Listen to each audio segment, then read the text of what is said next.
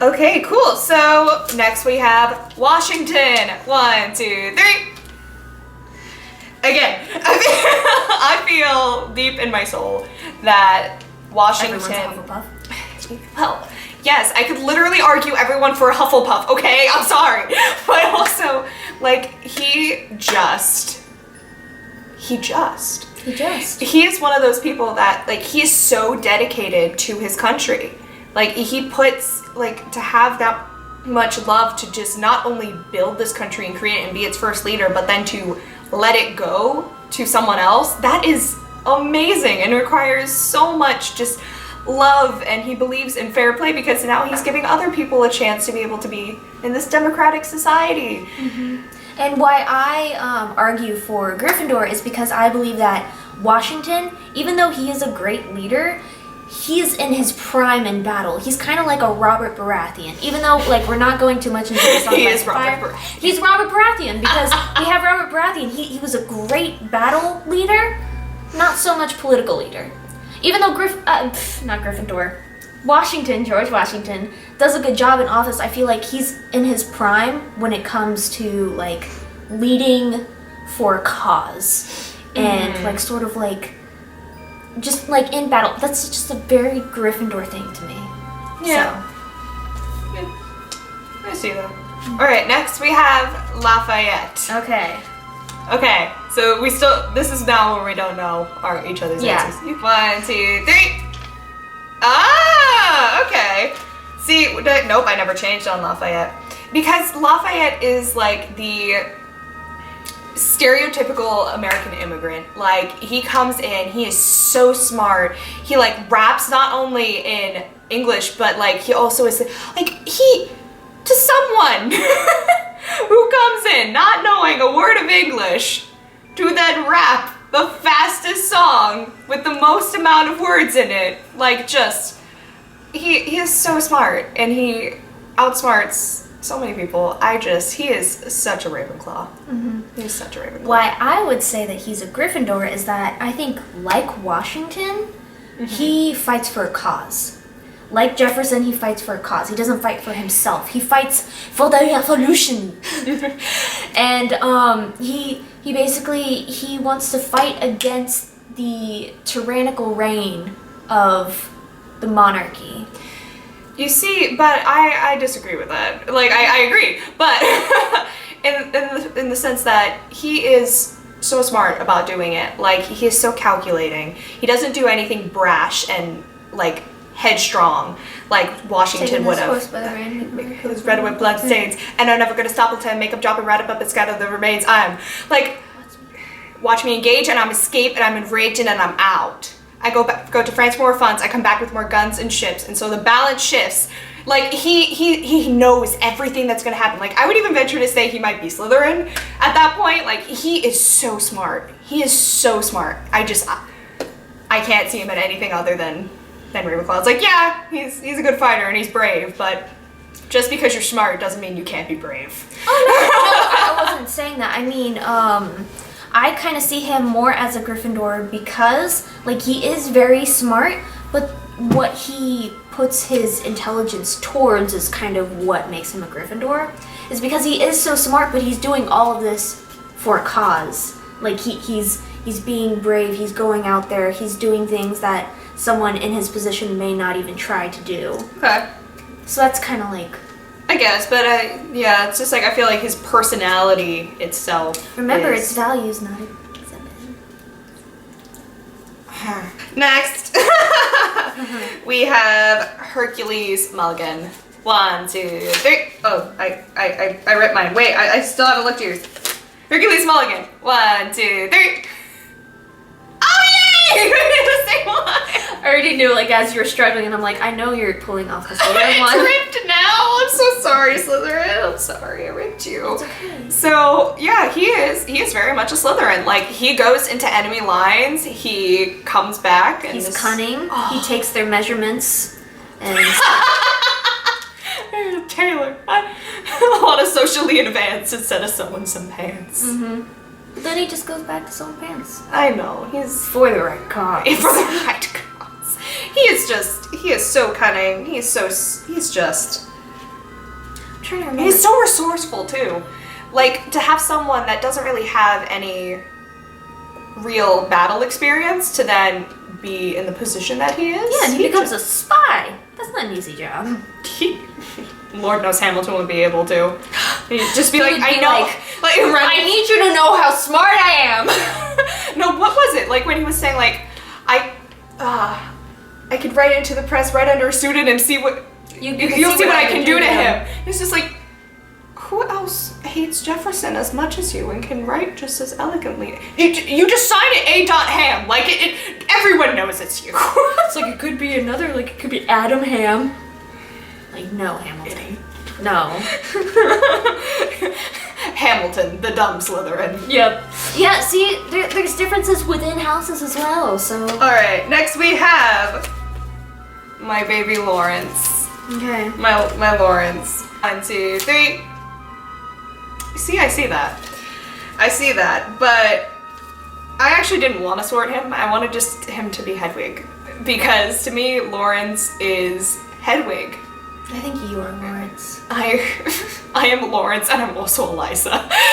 Because like he's the first person in Hamilton's life to die and really make a real impact on him as a person. Like it's not in the actual tracks. It wasn't until we literally had that big libretto book that is like all the way back there on my desk. And we were reading through it and I was just like, what is this? What is this song? And it's just like, what is it? Story of Tonight, almost like a reprise, a third. They can never take away. No matter what they tell you. Let's like have he dies another in battle, and it is so painful. And like I don't understand why it's not on the tracks because he is Hedwig. He dies for freedom, and he dies for Hamilton, and they're best friends, and it ensues this whole like dark side of Hamilton, just like it does with Harry. He's Hedwig. And why did I put him in? What did I put him in? Fine, I put him in Gryffindor just because like he is so brave. He's so brash. He fights for it. He fights. Like that's his mentality is he goes, he gets it. He goes, he gets it, which I feel like is a very Exactly, Hufflepuff. It's not. So I say that he's a Hufflepuff because he's very selfless. That's because I saw my scarf in the mirror. No, he's a Hufflepuff because he's so selfless. Like even in his like braggy raps, he always talks about like, hey, we'll make it so that white and black battalion. Like he's so selfless. Like every time he has a word to say, he's a full-on abolitionist. He takes every chance he can get to fight for like just something that it doesn't involve him, but it's so important to him. Mm-hmm. And he uses his voice for those who don't have one. And so that's why I would say Hufflepuff. I can see he's both. And he's got the drive of a Gryffindor. Because the main thing about Hufflepuffs you gotta keep in mind is we're happy where we are. We're very stationary people. Happy where you personally are, but fighting for another cause for a group of people, you know that you are. Fighting for a group of people that you know that you can help them with the voice that you have, Hufflepuff. Yeah. I'll give you that one. 1 point to Liz. we forgot the point system until now. But also, he's also Hedwig, so 1 point to me, so it's a draw. I feel like that's a biased decision. Incorrect. Madison. Okay, so this is one we talked about this last night. I feel like I don't have enough to go off of for him, so I couldn't really decide, but she can make anyone a Hufflepuff. I can make anyone a Hufflepuff. Explain. So he is yet again dedicated to his work. All you see, I'm just going off of the very small amount of narrative we have from Madison from Act 2, and he is very obviously hardworking. Like all he talks about is politics and policy and how they're gonna help the people. So that's all is on his mind. Always. He's dedicated to his cause. Like he will even have Jefferson have the like the praise of Alexander Hamilton, who is his enemy, to be able to be the leader of the country because he knows that's what's going to be good in the end. And he's such a fair play person. Like, he doesn't like Hamilton because he goes around and he's just like, you have Washington's back, that's why you always get your way. That's not fair. That's not how you do it in the rule book. And just also the actor's commentary on his characters, like his two characters. So just so you know, Hercules Mulligan also plays Madison. So they're very different characters. And I feel like one of the biggest differences you can have in somebody just in fundamentally playing them is being a Slytherin versus being a Hufflepuff. Like, you have a very different mindset in the way that you approach a character. And not that different, but it's a very interesting dynamic in how you look at your character, and I feel like just that was also a very big inspiration why he would be a Hufflepuff, just by his how he said he played the characters and how he had to develop two totally different people. Whereas Lawrence and Lafayette, like, they were just like, they're kind of different, but for the most part, kind of same. Both very boasting. Both very boasting, and also Lawrence very dead. Yep, he died. And speaking of dead, we got little Hamilton. 1, 2, 3 weeks. The Gryffindor. Yeah. He's a Gryffindor. Yeah. I also ventured to say he was Hedwig again. Because you just really want... Wait, what's the actor's name? I don't remember. You just really want that actor to be... Hedwig. Yeah. No, like, he's very similar to, in my opinion, yet again, back to the actor's commentary on how he portrayed the characters. Like, it was a very, like, similar dynamic in playing them. Like, obviously each character has their own ways. However, it's a very similar way. So hence Gryffindor. I think this just came up, but I think that's also kind of, you can see the houses and the way they deal with duels. Mm-hmm. Because Gryffindors are very gung-ho. It's like, yeah, I'll do a duel to fight for my honor, and Slytherins are kind of like, this is not really, like, this doesn't really decide anything. But at the end, like, when you have two Slytherins going against each other, how else are you going to solve it?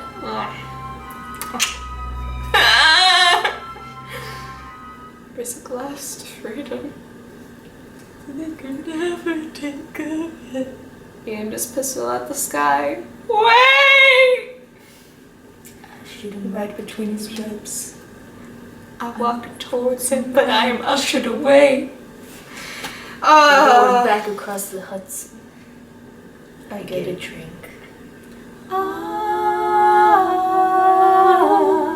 Are you wailing in the streets? 2 hours later. Should have known the world was wide enough for both Hamilton and me. The world was wide enough For both Hamilton and me. Oh, well. Like, yeah, so... That's getting cut. Okay, bye. Bye. No! Okay. Well, thank you guys so much for watching. I wanted just to have a good clean. Thank you guys so much for watching.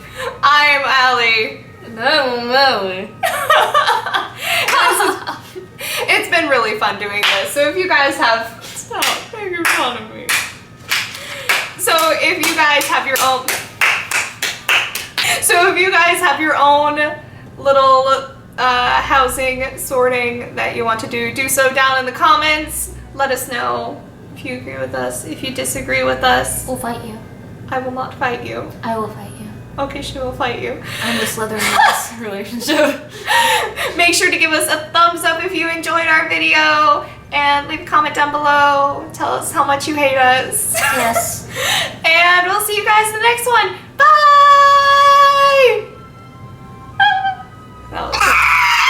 Man, he'll be fine. And before he was your friend, he was mine. If we try to fight in every revolution in the world, we never stop. Where do we draw the line? So quick-witted. At last, I admit it. But you were quite a lawyer. My defendants got acquitted. Yeah. Well, someone ought to remind you. What? You're nothing without Washington behind you. Hamilton. Daddy's calling. Do-do. Okay. Are you filming? There's a million things I haven't done.